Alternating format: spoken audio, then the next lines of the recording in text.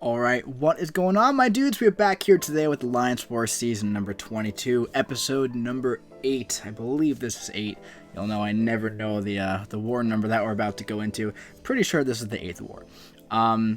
So it might be the 7th war. I think it's the 7th war. Let's go with episode 7. But anyway, my dudes, we're going in with Ghost here. We had a pretty sloppy past couple of wars here, and we got to get back on track. We got to come in here and just mess stuff up. So up first, we're splitting path 9 here.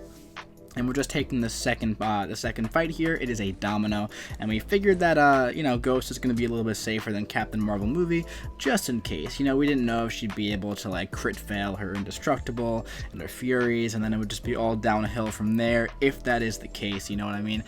So yeah, as you can see, very, very, very quick fight with Ghost here, just in and out, boom.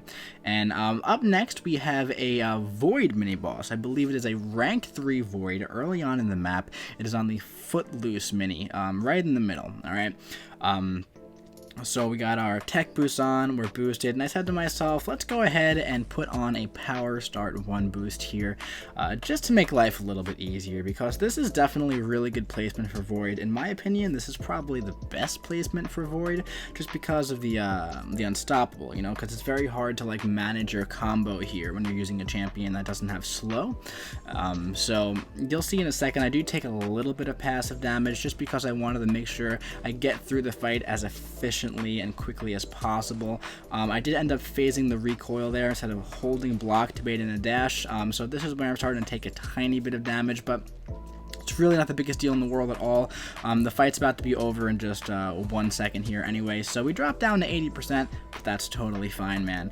That's nothing to worry about. That's 1 potion right there. Up next we have a Stealth Spidey. We're nice and boosted good. I see Stealth Spidey here all the time, and I can't wrap my head around why Stealth Spidey continues to be placed here, because there are just so many more other champions that just easily place 3 debuffs on you. But who knows, man. This is like the 6th or 7th time I fought Stealthy here. But yeah, really quick fight against Stealth Spidey there, especially because I still had that power start 1 boost going on from that Void fight, and just plow right through it there, right up to the special 2, and then the tech boost brought us up to a special 3, and then we were pretty much good to go. But up next we have a Longshot here. Okay, so we got a Longshot. I think this is a rank 3 Longshot. We're gonna put in a 1 potion here just to top us up to 100%, and the light balance is going crazy, up to 100%.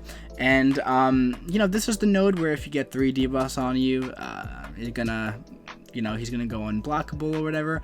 And I don't believe Longshot has the ability to place 3 debuffs on you. He places a lot of passive things on you, but not necessarily debuffs.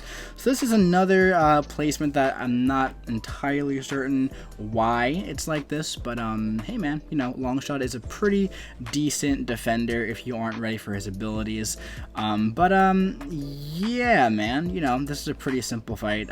Go for our special 2 here. It's going to phase that recoil. Now I'm trying to bait out that special 1. I don't want him to get to a special 2. I definitely don't want that to happen. And here, he just clipped me with that a little bit, which is a little frustrating. So I got the armor break on me now, but not the biggest deal in the world at all. I thought to myself, maybe I would take the opportunity to heal up from willpower a little bit, but the block damage was just negating all of the healing, and now we're just gonna go and end this fight here with the special 1.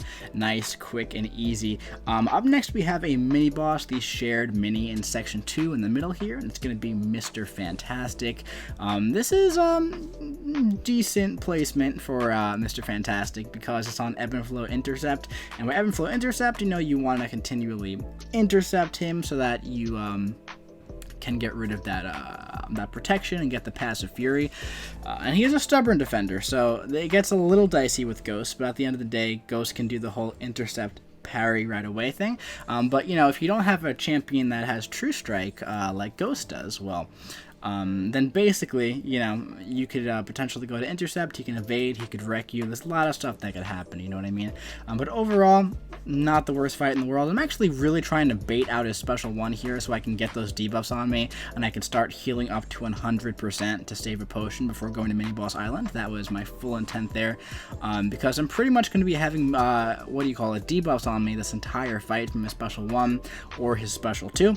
And the more the merrier, man. If I could have 3 debuffs on me, that would be great, because then I can just heal right up to that full yellow bar. As you can see, I'm about to get there right now. Not even worrying about the recoil from the special 1, being very, very careful that I don't throw off 2 of the same special attacks in a row. This is what bugs me about Mr. Fantastic as a defender. You know, I feel like if he had some sort of like passive heal block, he would be a great defender, but he just keeps you up at 100% the entire fight. That's consistently my experience fighting Mr. Fantastic on whatever node he's on. I'm just never ever losing health. But yeah, man, finish off the fight with more health than we started with easily. I feel like we would have went from like 1% health to 100% health there if we went in that low. I feel like that's just how much willpower healing that guy gives off. Sometimes you have 3 debuffs on you. It's crazy. But anyway, we got 2 mini bosses here. First up, we have a Spidergwen. It is on the Hurt Locker, Power Focus 1, and Enhanced Special 1. So this is going to be a pretty simple fight here. You know, Spidergwen is a stubborn defender, so I just want to be wary of that. It's going to be a lot of parry mediums, and I know a couple people are going to comment, hey man, Spider-Gwen can't evade Ghost, just you don't gotta parry. Well, you know, if you don't play in tier 1 through 5 Alliance War, there's this node Stubborn, it's the global node, and basically whenever you miss or dex an attack, well, the opponent is gonna go indestructible unless you parry or take a blocked hit, alright? So that's why I keep doing parrying before my mediums. But yeah, we're 30 seconds in and this fight is pretty much over here. Just want to make sure I don't get clipped by one of those unblockable special 1s, and we're gonna be good to go. There we go, man. So finish it off with the special 1, and we have one more fight up next. We have a rank 3 Dr. Doom. I haven't fought a Dr. Doom in War in a minute, man, and I was very, very nervous about this fight because it's just been a while since I fought Dr. Doom. So I'm gonna put on my tech boost. I'm gonna put on a Power Start 1 boost, just because I have, you know, I want to get through this fight as fast as I possibly can. And the way I want to do it is I want to get to a special 2 as fast as I possibly can, alright? So as you can see, I'm just taking as many hits into the face as I possibly can, and now I'm up to a special 2. I'm going to go for one more block here, and watch this. Here we go. For the special 2, we got it back. Gonna beta dash. There we go. We gotta do that one more time, I think, and we should be good to go here. There we go. Very satisfying to watch 3 big special 2s in a row. Just completely nuke that guy down. You know, whenever Dr. Doom isn't on the you know, stun immune node, he's pretty simple to fight with Ghost or Quake. But yeah, man, definitely a very solid war, a much needed improvement and bounce back war of the past 2. But let's jump over to some of those individual stats now, shall we? Alright, so that was war number 8. I banked on 7. Alright, that's 8. That was war number 8, episode 8. So yeah, that was against an Asian alliance. I don't exactly know the name of the alliance because I don't read or speak the language. But anyway, 50 kills, 4 deaths, 93% solo rate, TDR 62.23, solo rate bonus is negative 2.62, and the power rating is 55.84. For Loki did end up winning this war, so we're now 5-2-1 on the season. And yeah, man, definitely a very good war. Battle Group 1 had 0 deaths again in that war. That was the 3rd time this season that BG1 has went deathless, so that's really cool. Very, very cool there. But yeah, man, 4 more wars in the season. We're gonna have to see what happens there. If you did enjoy this video, do your boy a favor and drop a like. Comment what you think about this bounce back war in the comment section below, and subscribe if you want to see the last 4 wars of Alliance Wars season number 22 coming to you very, very soon. I'll be seeing you around.